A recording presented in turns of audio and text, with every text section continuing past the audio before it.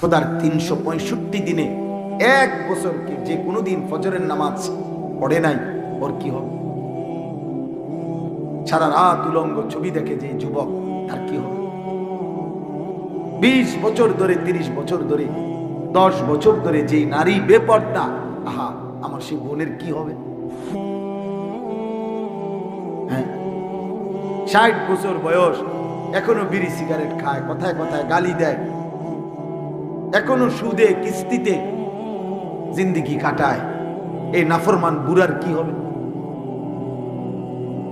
বলেন না, ভেবে দেখ।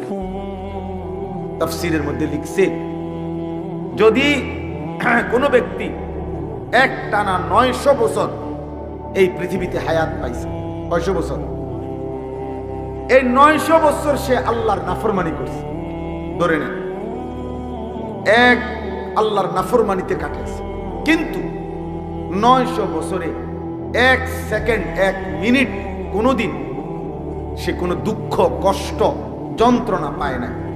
ধরে নেন 900 বছরে কোনোদিন কাঁদে নাই, 900 বছরে কোনোদিন মাথা ব্যথাও হয় না, 900 বছরে একটা কাঁটার আঘাত করে নাই, কোনো কষ্ট পায় না, সুখের সাগরে ভাসছে। কয়শো বছর? কিন্তু আল্লাহর নাফরমানি করে কাটাইছে, চুরি ডাকাতি জিনা ব্যভিচার মদ জুয়া নারী সুদ ঘুষ অশ্লীলতা বেহায়াপনা অসভ্যতা।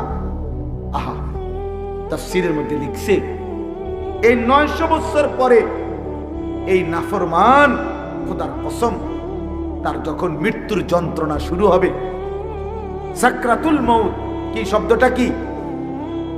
এই সাকরাতুল মউত যখন শুরু হবে, মৃত্যুর যন্ত্রণা, এখনো জান কবজ করে নাই, জান কবজ পরে, আজরাইলের জান কবজ পরে, কবর পরে, হাসরের ময়দান পরে, মিজান ফুলসিরাত এগুলা বাফ পরে, জাহান্নাম পরে। বেটা, আল্লাহর কসম তাফসীরে লিখছে, 1 সেকেন্ডের মৃত্যুর যন্ত্রণা এই নাফরমান বেঈমানের 900 বছর ভুলে যাবে। পরের সেকেন্ডে তাকে যদি বলা হয়, হে আল্লাহর বান্দা, বিগত জীবনটা তুমি খুব আরামে কাটাইছো না, আল্লাহর কসম সে বলবে, আয় রব, আয় মাওলা, আমি জীবনে সুখ কি জিনিস আমি কোনোদিন দেখি নাই, আনন্দ কাকে বলে মাওলা আমি জানি না।